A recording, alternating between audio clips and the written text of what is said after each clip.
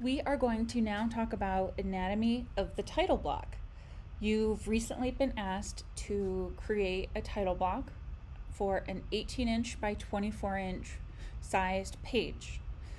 So we are going to go over what title blocks are, what they look like, what they include, the different types, all of the components of a title block. And not only that, but you will need to include title blocks on any work for design communication moving forward. So understanding the title block that works best for you, your logo, important information, and understanding the letter or the size of different letters helps as well.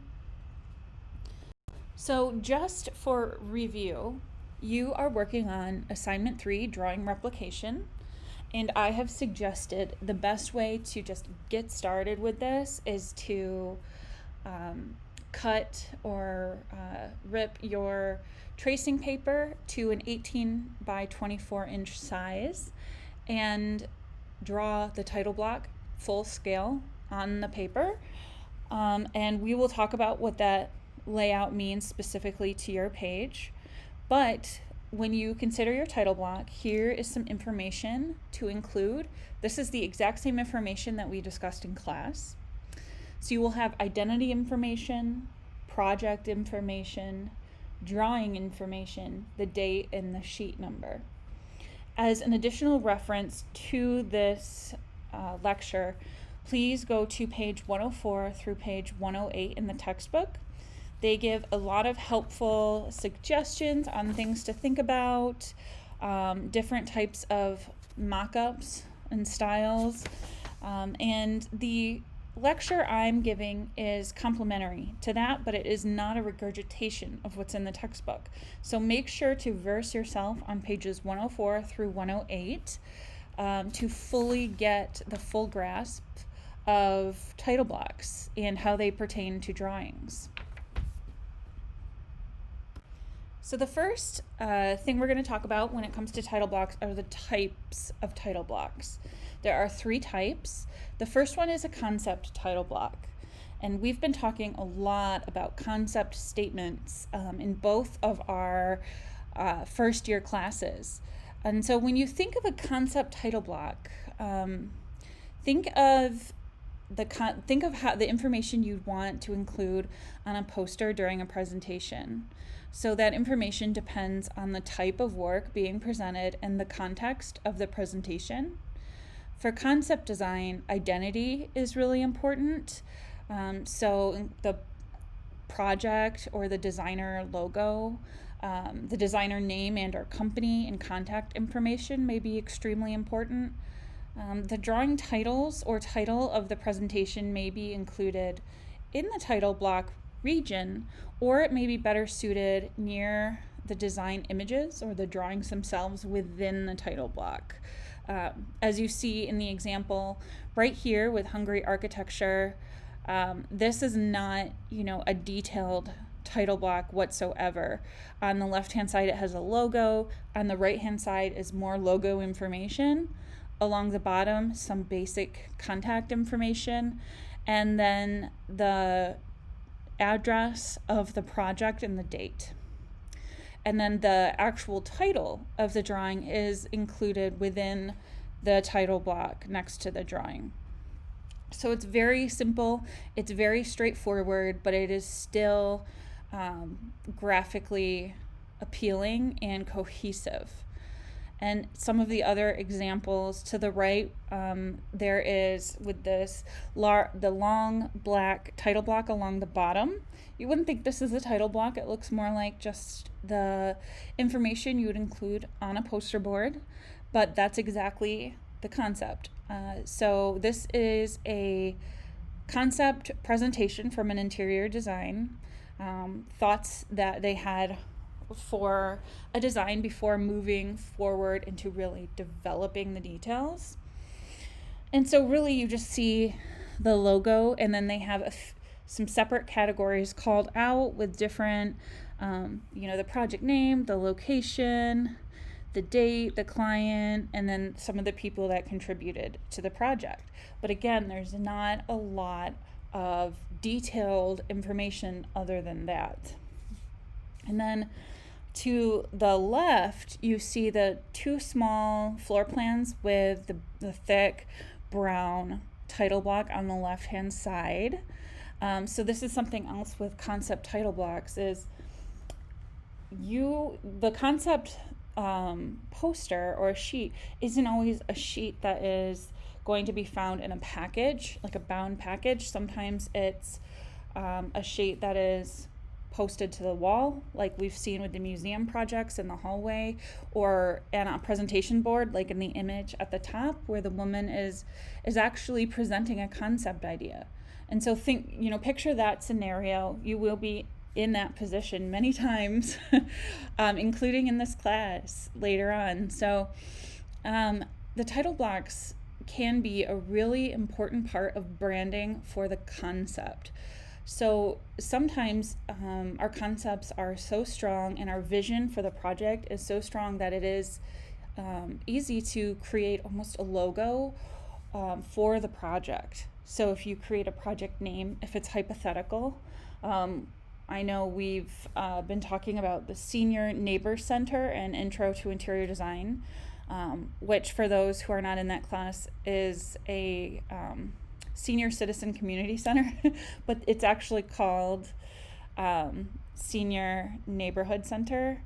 And so if your concept for that and your idea for that is so strong, you might be able to come to the point of creating a color palette and a logo that fits the overall design that you're going for, and then you could echo that design in the graphic design of your title block, because the concept title blocks have a strong graphic component to them, unlike more detailed title blocks where the priority is truly providing the information that is required, and there's a lot of information required. But for these, it's really specific to the type of presentation, to the context. Is it on the wall? Is it in a package? Is it going to be a PDF? Is it in your portfolio? All of these types of things matter. And even though the information included on them might be minimal, and you see here the project that says next, the title block is literally just next, which is the logo of the project. And then on the other side, it says cafe. And so it's telling you the project and the design. It's for the cafe design.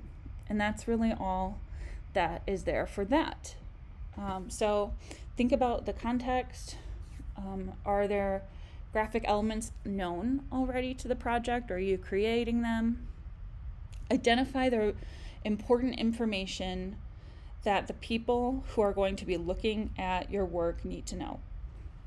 And then use that as a guide. So the next type of title block is the develop design title block.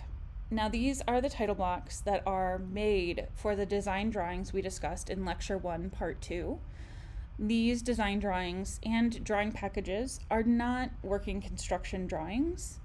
They are developed drawings that take the concept drawings to the next level. So they elaborate and they go into the full scope of the project, fully designing the project. So say you presented your concept, your client's like, I love it, let's move forward. You're not going to jump to construction documents.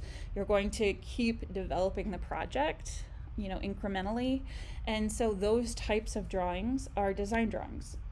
And you may have multiple iterations of them, with drawing an idea, reviewing it, developing more, so on and so forth.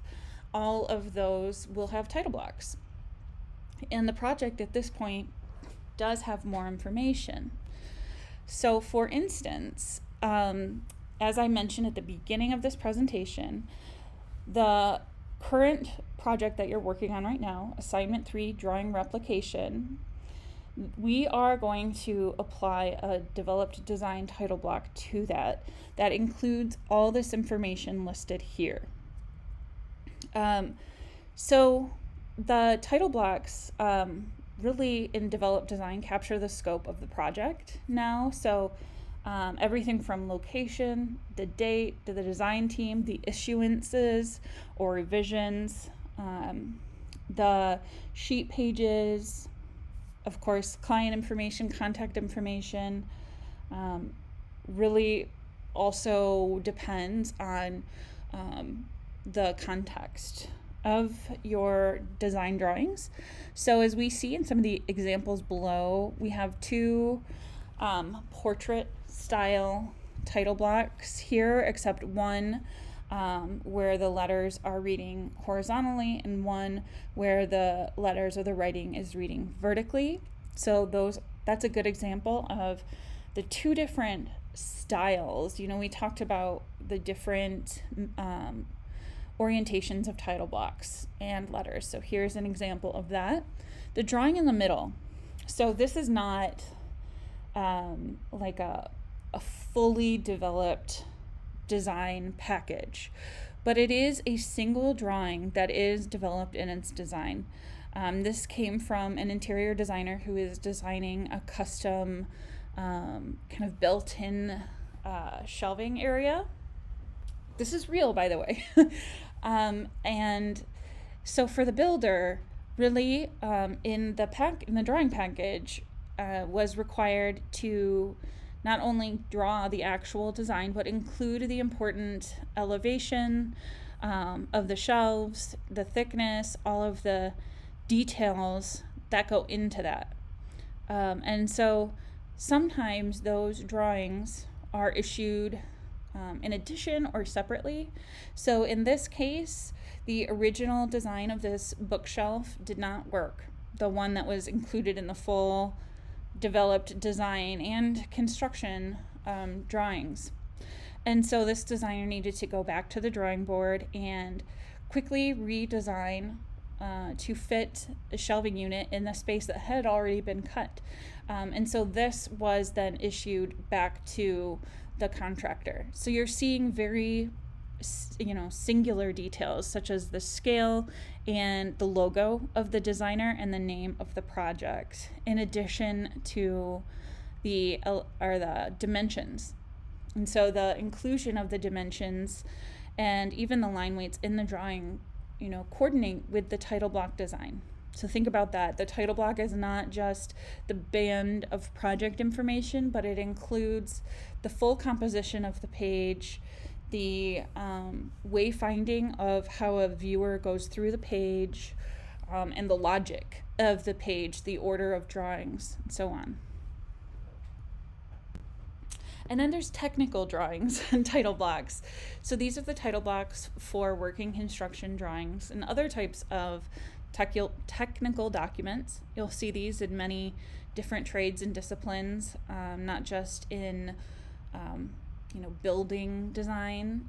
These title blocks are more detailed and will include construction specific information such as construction and issuances, but they do generally contain the same components as developed design title blocks, however tailored to meet the legibility of the builders. So, the builders have very specific things they need to quickly look at and understand.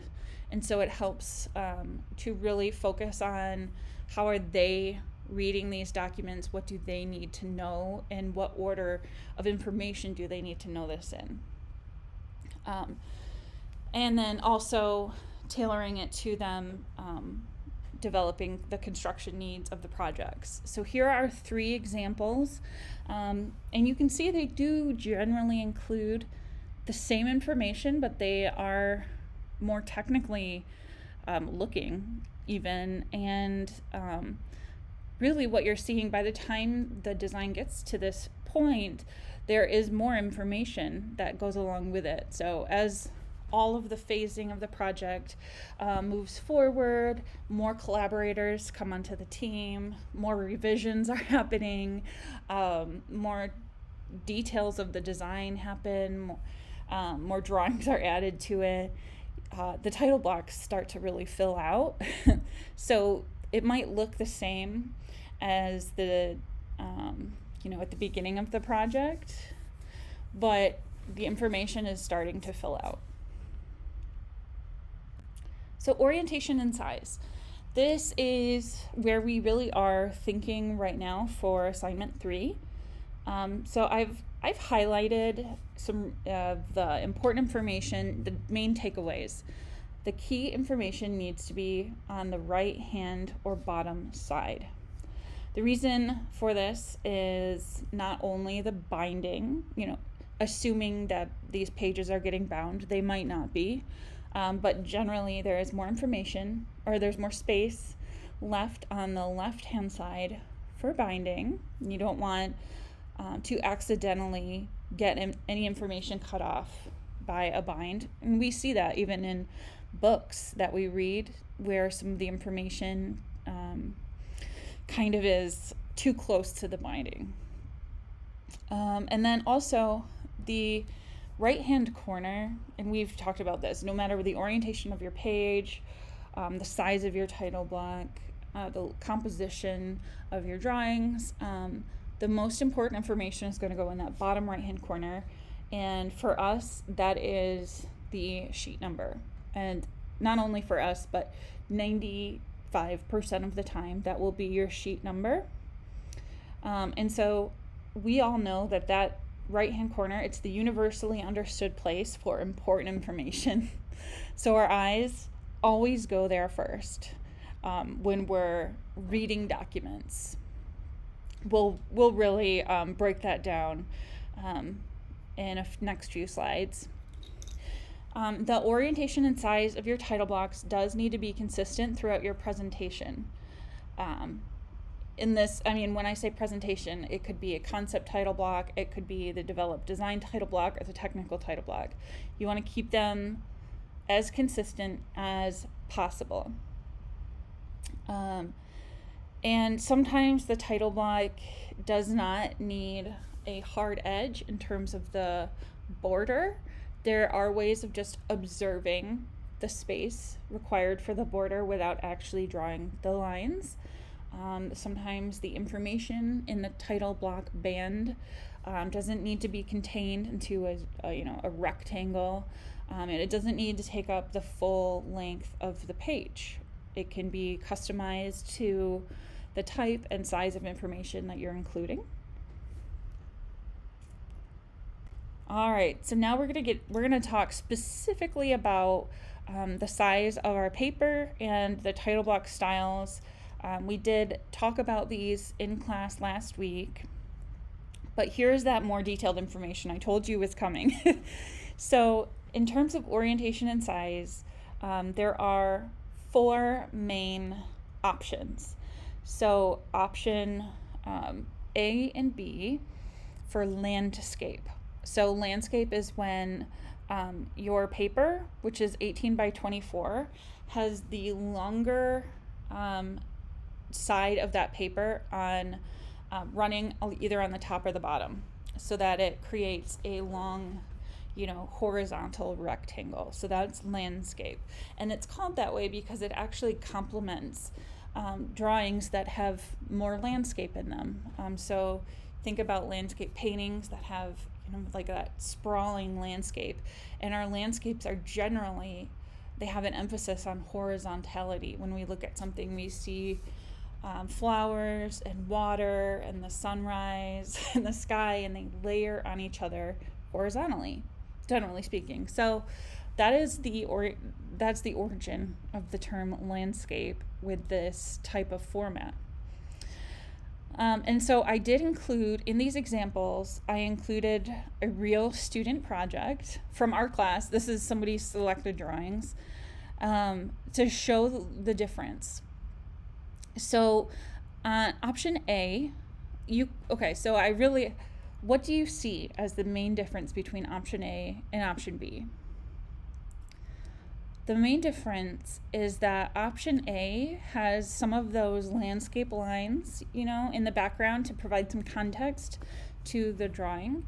But those lines will run right into your information on the title block. So you might have writing that it almost touches, and that could be a little too close for comfort. It could be distracting. Sometimes these things need to happen because there's no other way. However, in this case, there is a better option. So for option B, notice how the drawing, has these lines that extend, but in this case, those lines extend to the edges of the border, which do not have text, just space. And so it actually allows the drawing to become larger because it can be scaled up so it fully meets the edges without getting in the way of any important title block information. So think about if your drawing is suited for a landscape orientation, does option A or option B work better? So option A, even though it's landscape, what you're seeing with the title block along the right-hand side, it's creating more of a square. And not quite a square, but more of a square than the other ones. This is the most square you'll get out of all 4 options. And your drawing might actually be nicely shown in a square-like space. If this didn't have the landscape, context lines, we might be able to size this up to fill the square nicely. But those context lines, even though they're minimal, they are critical to this drawing. And so I do believe that this is the best format for this drawing. Now, I also included the dimensions. Again, these are the correct real size inches for your size paper. So along the left-hand side in option A and option B, you see a 2-inch spacing before you have your border line, and then 1 inch around all of the other sides, regardless of where the title block is. The title block in this case is 1.5 inches, and so it's just essentially drawing, a line 1.5 inches up and then filling your information in this block, whatever orientation it is. You don't need to fill the entire length. If your title block can fit in just like the right-hand corner, or maybe your title block wants to be up here. If you do decide to do a title block in the upper right-hand corner, make sure you still have your page number at the bottom. It's okay to break up the components of a title block if it is cohesive with a design and not, completely random and it makes sense when you read it. And so I'm hoping this week we can talk about that in class. I think everybody has started drawing. We're supposed to be doing desk crits this week. And so I look forward to seeing your ideas and your thoughts on how to situate your drawing on your page. Now here are option A and option B for portrait orientation. Now some of you have a single drawing that is very vertical emphasis. In this case, those drawings would be best in this orientation. And some of you have 2 drawings that are going to be on top of each other. And so these are, again, selections from designers that are being looked at in our class right now. And these are some ways to start thinking about that. So with option A, this is why this is so great for this, is because this is the first floor plan of this building. And this is a elevation of the front of the building. So this is the front. Now, if you look right here, you'll be able to zoom in on this when you have the PDF, but this says entry. And right here, we see the entry. So when you have an elevation or a section lined up with a floor plan, you can line it up just, like in our orthographic projections. And so it really helps the drawing read better. So we know the full floor plan is from here to here. It lines up exactly with the building. And it really does help us understand what's going on in the building itself. And so we also see this is where the elevator is, and I'm guessing this is part of the elevator shaft and some of the mechanical information But again, this is why the portrait orientation can be really important if you have a floor plan and either a section or an elevation and they line up together. This is a great opportunity to showcase that. And then in this one as well, it's, similar idea. It's the floor plan and perspective.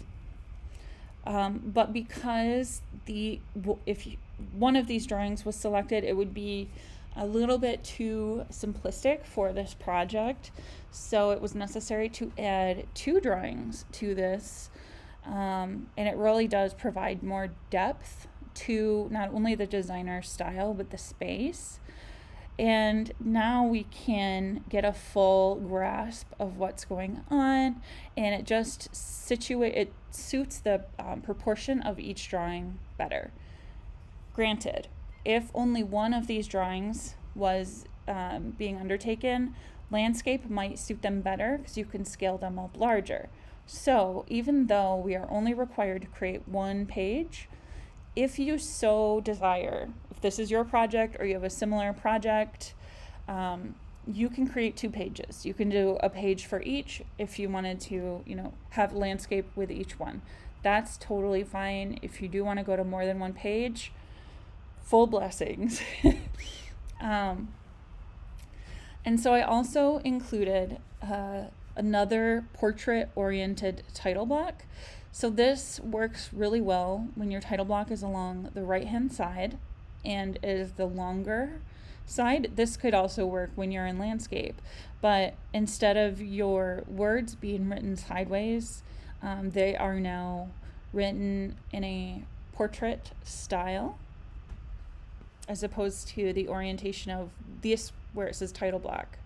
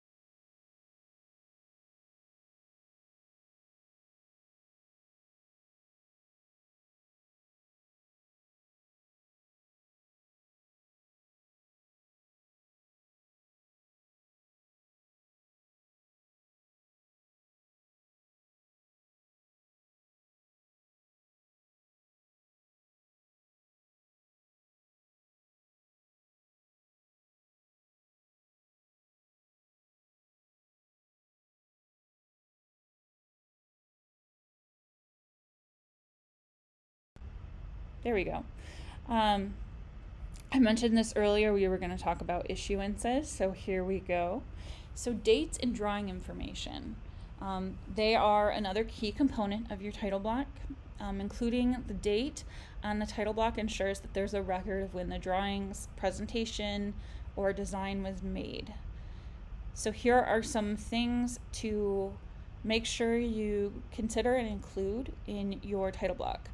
There's the general date, and it's just called date, but I wrote general date to separate this from the next point. So this is the date of the presentation or conceptual package presentation. So even if this is for construction drawings or developed design drawings instead of a conceptual drawing, you will put the date that it is originally issued. So the date you deliver it to your client, the date you mail it out, the date you turn it in. And then, so for us, our date is just fall 2020, but if you were to include the real date, it would be November 6, 2020. And then there's the drawing issue dates. So as a project comes together through developed design packages, again, lecture 1, part 2, and as well as the technical drawing packages, lecture 1, part 3, many iterations and revisions take place.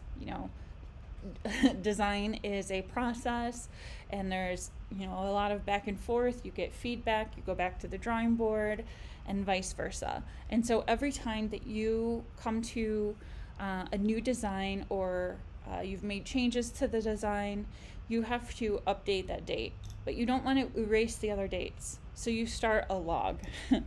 You start an area of your title block, and oftentimes they are empty because you might not have a ton of dates to include, or you do have a ton of dates and they're jam-packed.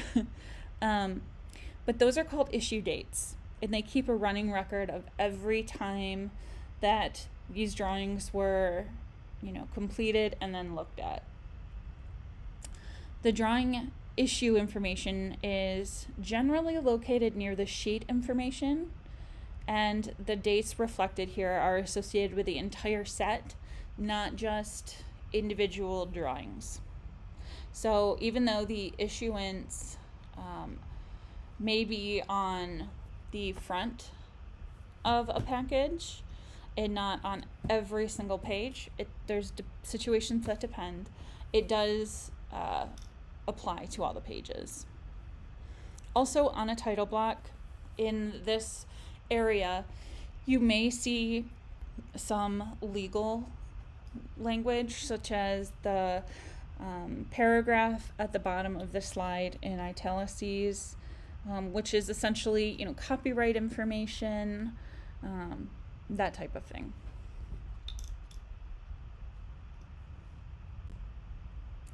All right, so project information. Basically, make sure your drawings are easily identified to their relevant project. Include the following: your client name, your project name, project address, and project number. The project number is an organizational tool, and it can not only help in the articulation of your title blocks, but also in your invoicing and when you're saving digital files. So think about that and how the information on your title block is going to be also cohesive and applied in other ways as well. A big part of the project information is the project team. So this is the one section where you might see a varying level between project to project, or between different firms' title block designs. On most, you will find the firms and their contact information for every consultant who contributed documentation to the set, like structural engineers, mechanical, electrical and plumbing engineers, landscape architects, acousticians, civil engineers, and even the specific contact information of the owner. So when we work on a design, we're usually not the only ones working on a design. To some extent, you'll have a consultant, and it might not be a full collaborator. It might be somebody who specializes in a specific part of your project that you needed to get, their contribution on. So you might be designing something that has a really cool structure, and you designed it, but you will need a structural engineer to look at your design and translate it into really functional structure. You can design structure, but you would still need a structural professional to validate that design and make sure that it actually works.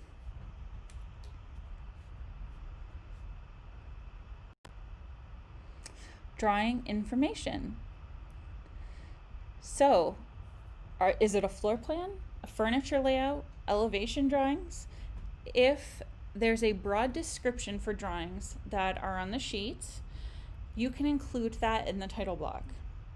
And when I say that, if your sheet has just floor plans on it, then the drawing title would be floor plan. And maybe they're all on the same scale, so you can include that scale in your title block. If not, you will want to make sure that each drawing is labeled correctly. If it's a floor plan, an elevation, etc. A lot of the times pages are arranged so that all the elevations are on one page, all the details are on one page, sections are on one page. Depending on the size of the project, you might have a smaller project that only has a few pages and it contains all of the project information, and on each page there's many types of drawings and information. So it is necessary to understand what drawing information really means, what they're getting at, and how to incorporate it into not only your title block region, but also the composition of your page when it comes to labeling the drawings themselves. So here on the left, you see this is actually, this could be either a concept design or a developed design. I'm going to assume it's more of a developed design because it has annotations on it that connect it to other drawings. So they have the Foster Kitchen, which is the name of the project. They have the designer name. They have what you're looking at, the floor plan. They have the date, the scale, and then the page number. So it could be as simple as that.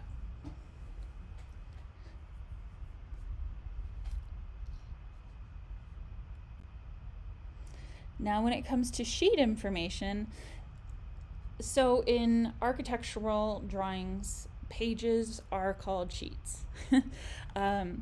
So I've been using the word page so far, but I will start now calling them sheets, now that we're all on the same page and we understand same page. Now that we're all on the same sheet and we understand what that means. So the sheet information helps organize and keep track of all the drawings while making the design package easy to understand. And it has way more meaning and importance than just saying page 1, 2, 3, etc. So each page has a different identification type of number, and those are listed here. There are generally 3 components. The first 2 letters are a descriptor of the design discipline or designator of that sheet. So sometimes architects may have designed or drawn that sheet, and then you have interior. You may have drawn the sheets that contribute towards another package, structural, plumbing. All of these individual disciplines do combine their drawings into a single package for large projects. And so the page numbers generally have those designators next to them. When we go over lecture 1 part 3, which we're going to talk about working construction drawings and construction documentation in general, we'll go over what that list means, what are the abbreviations for them, how do you use them, why not. For right now, just understanding that they exist is good. And then the digit in the middle, the third digit, is the sheet type. So even for like floor plans, elevations, details, all of those different types of drawings, which we went over in part 2 of lecture 1, those all have numbers that associated with them. So you'll have, your sheet type will have a number, and that essentially means, oh, we're looking at floor plans. Oh, we're looking at elevations. And then the last 2 numbers are the sequence numbers, and the sequence numbers simplify the place of the sheets in order. So that is more closely related to the actual quote-unquote page number. So the sheet number is more complicated than just page 1, 2, 3. For us, for assignment 3, we most likely will only have 1, and we are not going to include the discipline designator and the sheet type. We are just going to have sheet number, 1/1, 1/2 if you have 2 sheets, that etc. We'll go on way more detail into this in the next lecture.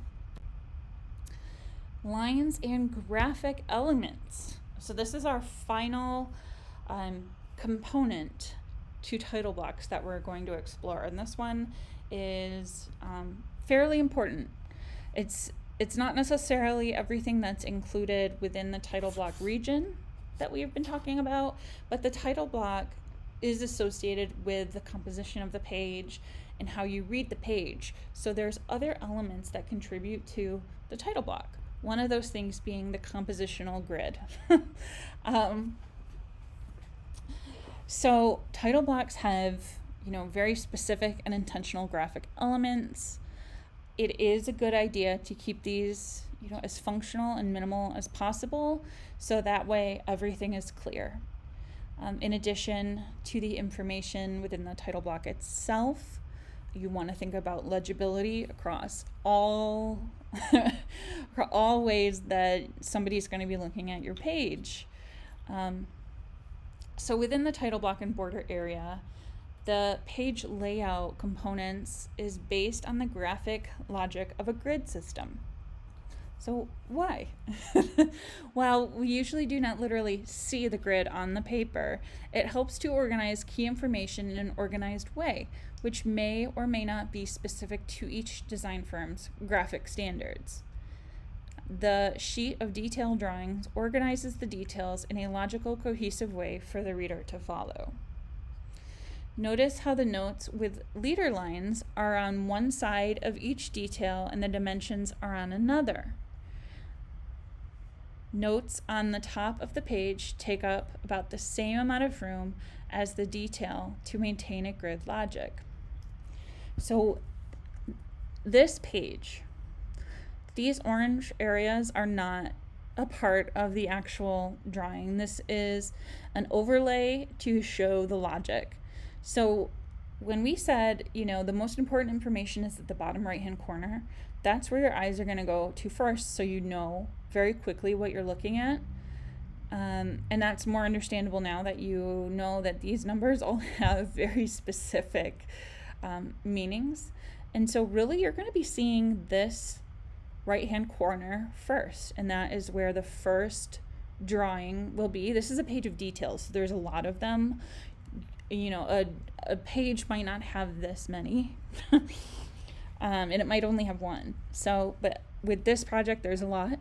Like I said, in larger projects, oftentimes there are entire pages devoted to a specific type of drawing. So this type are details. So we have the first detail. And again, so Here's the drawing of the detail. Here's the notes with the leader lines, just like we did in our first assignment with our workspace floor plans. And then there are some dimensions, and that is going along the left-hand side in the top. So the important part to really talk about in this is that the notes with the leader lines do not overlap with the dimensions. It's organized in a way where you can fully read all of the information without it running into another piece of information. And then your eyes move up and you come to the second detail, which is organized in the exact same way. We have notes with the leader lines along the right-hand corner or along the right-hand side, and then dimensions along the left. Details are, like they say, really detailed information, so it does look very complicated when you're looking at it, and that is exactly why having some kind of logic to how people read a page is really important, so it's not, all over the place. And so it just goes up from there. Goes back down, up, down, up, down. And so here at the top is an overall, this, and again, this isn't literal. These don't literally exist on the page. Your page doesn't have these. But you can visualize them, and maybe it helps to create a template title block with the grid to put underneath your trace paper when you are designing, so that you can make sure that you are lining things up in a very clear, logical, and simplistic way. And the note about the notes.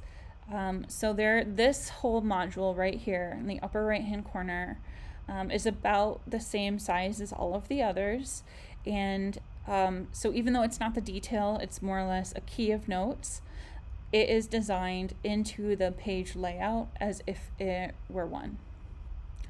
And even some of these modules do get a little larger because the details get larger as they go forward, which is okay, because your eyes still go to the same things, and the titles and the numbers are all in the same place when they're lined up. So once you have established where the first one is, it's really easy to continue on.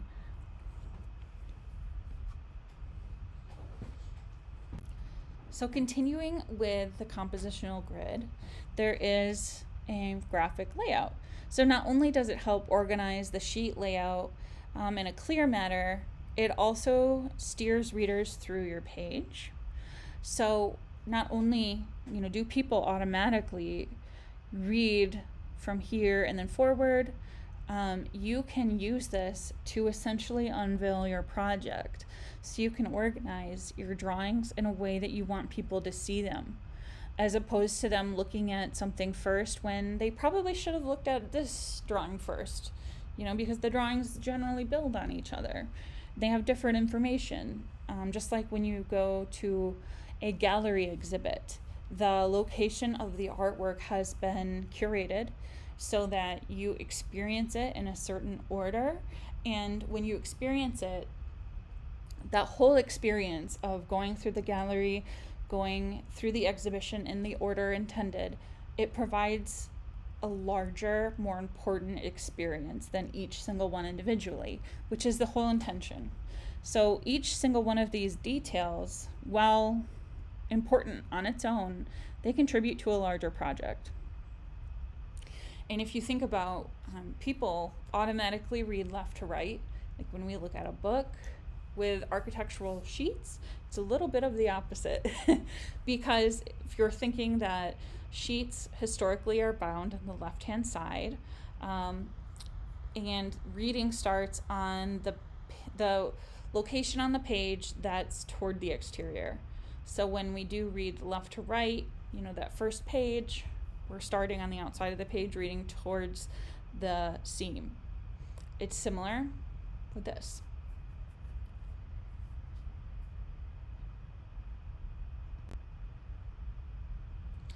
So we talked about wayfinding when we discussed environmental graphic design, So here's another example of graphic wayfinding on a page that has different information than 10 different details.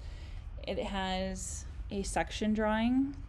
It has two section, well, it's all sections, but it has two building sections and then two like really large exterior wall sections. And so you're starting here. I mean, I think even if this wasn't labeled number 1, my eyes would start here anyway. So why not intentionally put the first one you want people to see here? And then you go up. And as we mentioned earlier, the alignment of drawings like this can be really important because just like in orthographic projections, the dimensions line up. So as you see, all of these will line up. See this door lines up with these doors. So let's see, north, south, north, south. Yep, so this is on one side of the building and this is on the other in, you know, the same axes. And so things are generally lined up because we're seeing the same building just from different angles. And then we have sections of the walls. There's 2 large sections here, and on the drawing, most of the design notes and the details are on the right-hand side. Because these are so detailed, there are different types of notations and labels. So the dimensions expand past the notes so that the notes don't overlap with the dimensions, and you can easily still read the dimensions and the notes at the same time. But then there's also little areas where you're seeing boxes with little call outs. That's because there are detailed drawings, I'm assuming there are detailed drawings of these spaces. It's probably the page we just looked at, where all of those little details are associated with each one of these locations. We're gonna really get into that information in the lecture about working drawings, but there is a logic, there is a graphic logic to how everything works.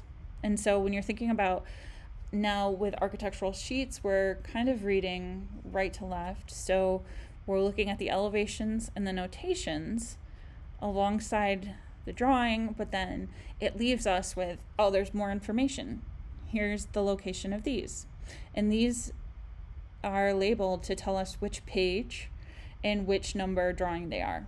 So we could easily go to the detail page and we know, I can't see the numbers right now. You might be able to zoom in on the PDF, but whatever number that is, it's associated with a drawing on that page.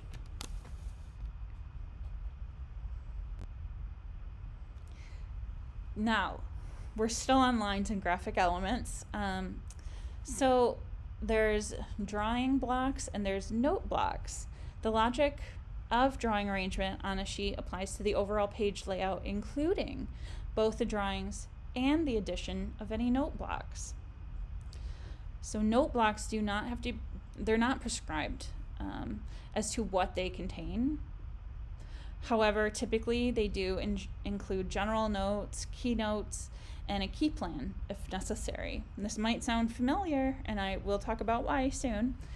Keynotes are, as you guessed it, a section on an architectural drawing that connects drawings with further information, such as terminology, coordination of specifications, and other key information. So these images show different graphic logics to the layout. Again, we're seeing this grid, we're seeing the location of the title block, and then we're seeing somebody work through where the different drawings that they're going to have are.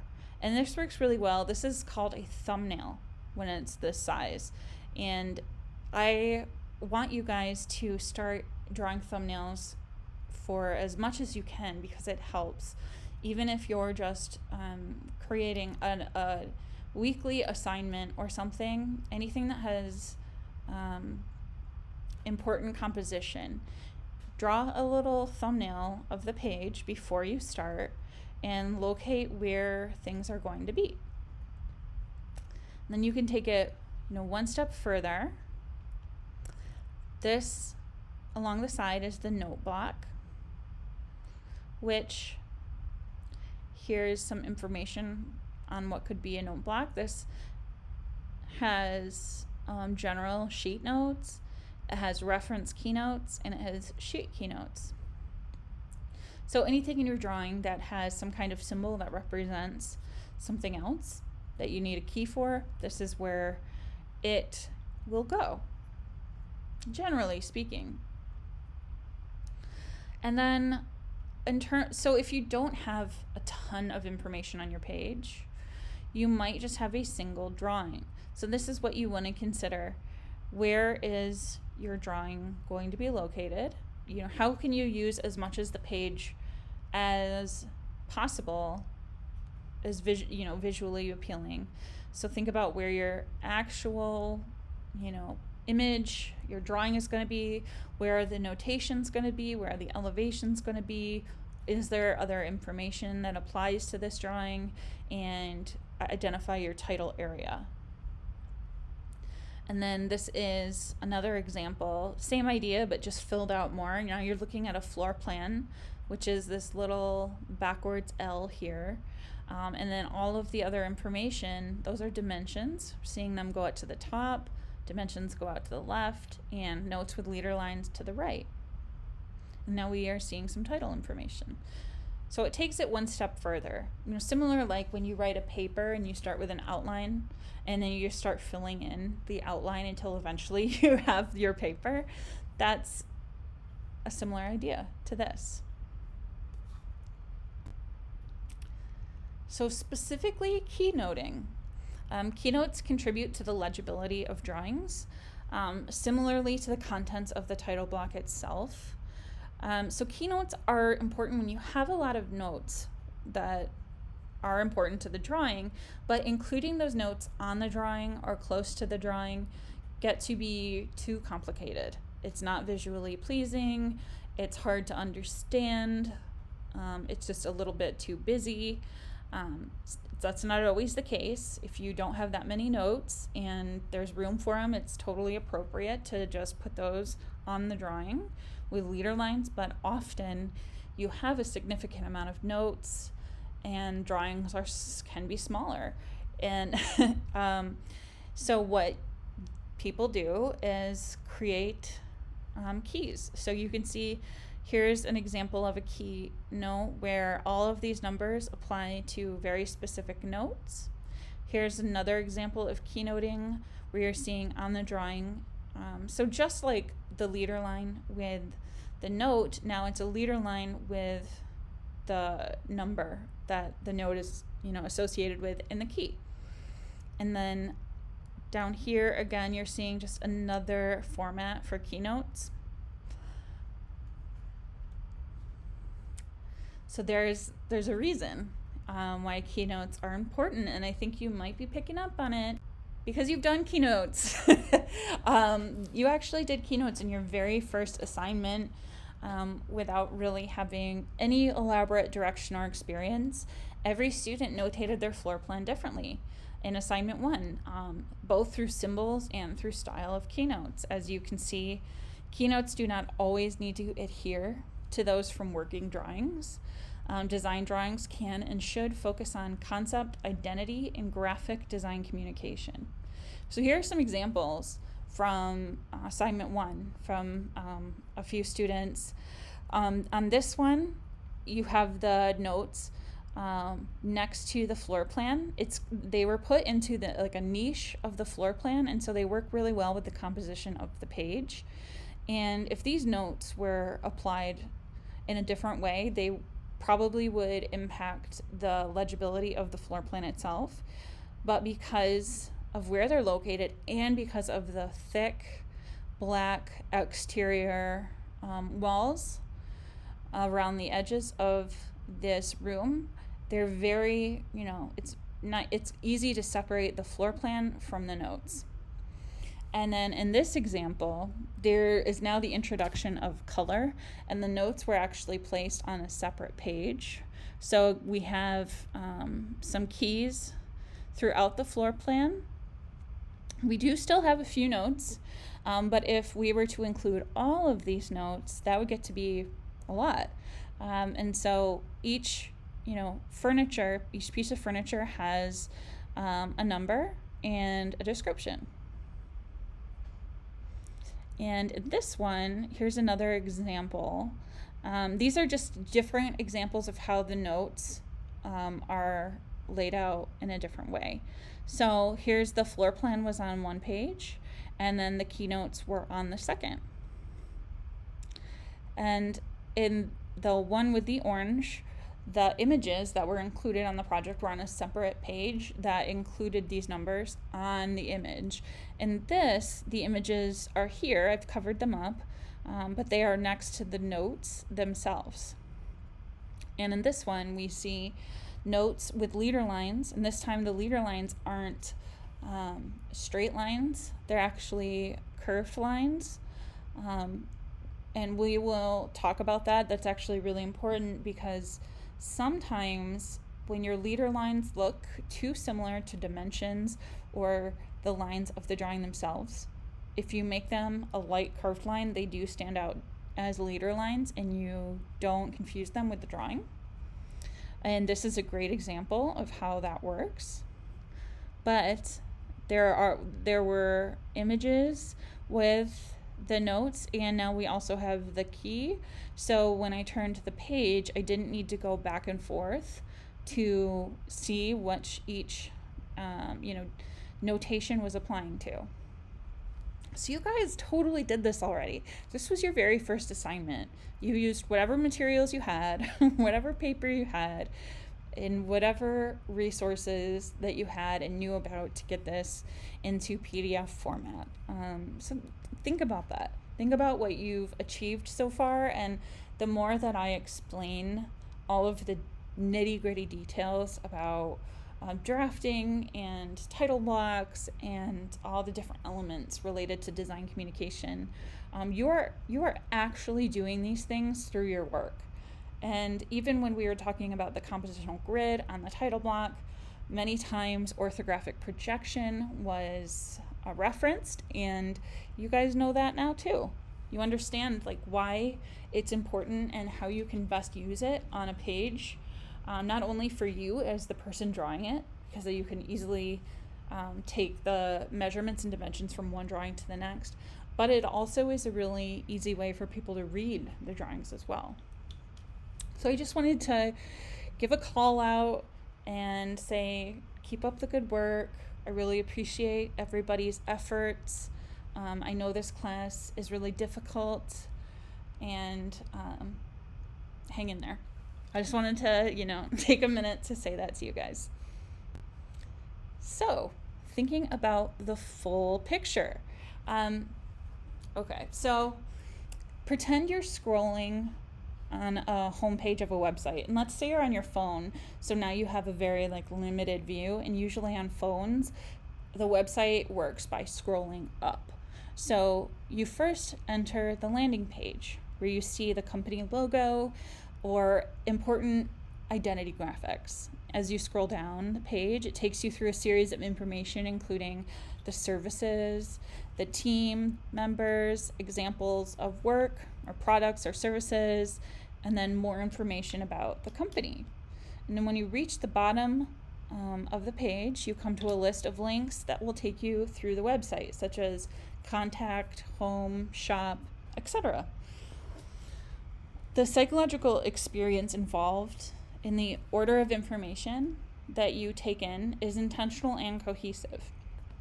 So after going through that website experience, you are left feeling like you have a good sense of the company and what they do, their services, what they sell. The landing page and the bottom of their page both have different forms of company identity information. So the top may have a logo, and then the bottom might have more information about the history, the mission or vision. It might even have some social media connections. And social media for a website is just more opportunities to reinforce your identity. And so those identity components of the website really hug all of the other areas and information that are included in between. But, is that not a title block? So on the right-hand side, this is actually a diagram for website design. But doesn't it look like a title block? So really, in a very short amount of time and space, the company has provided snapshots of who they are and what they do. That's essentially what a title block is. And then cartooning is really important. And that's the process of laying out thumbnails of all of your drawings and the order and organization methods of communicating the design. So this company website here, it's actually a cartooned version. You're seeing what each separate page looks like, kind of. The first page has a big graphic. The second page has information with maybe a different graphic. Then there's another graphic, there's some text, there's a quadrant of graphics, more text, and then contact information. You could do that too. This is a really great way of designing your title block without even thinking about all of the components you'd need to include. You could just work on the design of it, either if it's portrait or a landscape. You can just think about, what information can hug, what identity information can hug. So you might have your logo at the top, and then at the bottom you do have your page number, but you might have something else. Maybe it's your address. Maybe it's more about your company. Our title block doesn't really get into that much detail. You can put your address if you want to, but you don't have to. But maybe, the top is your designer logo, and then down at the bottom is more information about you as a student. So you could put your name essentially. And then here's some more examples of cartooning. So we talked about laying out a single page through a grid, but now we can do that exact same exercise with multiple pages. So cartooning is one word for it. Some people call it storybooking. The pages are called thumbnails. So I hope that makes sense, because the word thumbnail is a word that we'll be using a lot in design communication.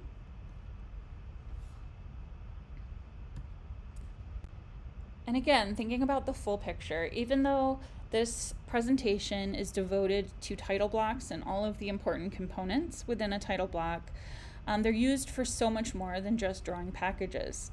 They are applied to all forms of design communication, from presentation posters to really anything you'd want your identity and drawing information included. So it's important to think about the full picture of your work, who the drawings are for, their context, and the logical order of information when planning not only for drawings on a single page, but also multiple pages of a package or a presentation. And so here are some examples, right at the bottom here. This is a multi-page presentation or document, and so you see how each page is arranged. Therefore, what title block design will work best for all the pages, where consistent information is going to land on every page, and you're telling the story. Your title block is a guide to help you tell the story.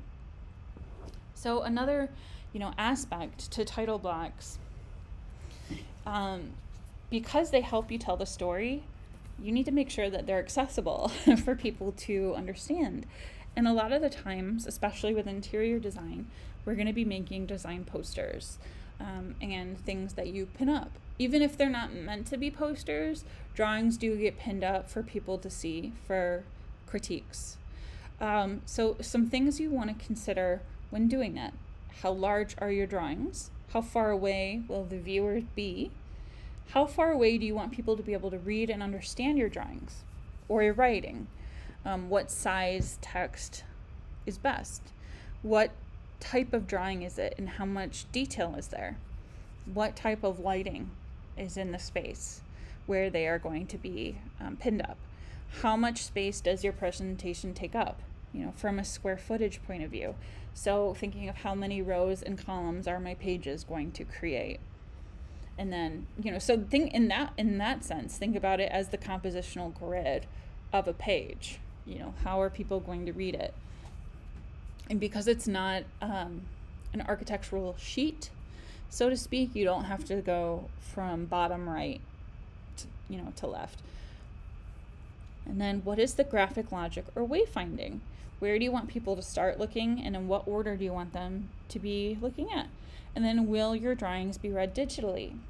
So this can be important because if you were to create a title block and have the exact same title block on all of the pages, but all the pages are going to a single presentation, that's really redundant.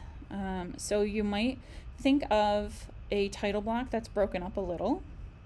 So you might have some of the most important, information, project name, project title at the top, but then each page will still have a sheet number, and each page will still have the individual page, title of the page. So, floor plans, context information, elevations, perspective. You still want to think about, where is the page title going to be? Is your name going to be on all the pages? And if so, where? And how can you make that not look super busy? And then also think about the height at which people are going to be looking. So this is a scale figure that is about 5 foot 6 feet in this image, and she's standing against a wall where there is a poster where we'll say there's drawings located here. So all of the the pages, the projects where you've had to have multiple pages, say now that they're laid out and they're all shown. How is she going to take in this information, and in what order, and where her eyes are going? Do you want really detailed information to be down here where it's harder to read, or do you want maybe like a larger picture where she can easily see it without having to bend over or look, put too much effort into looking? So think about that, and as you walk through the hallways, think about where your eyes are landing and where the identity information of the papers are. All right. Thank you, everybody.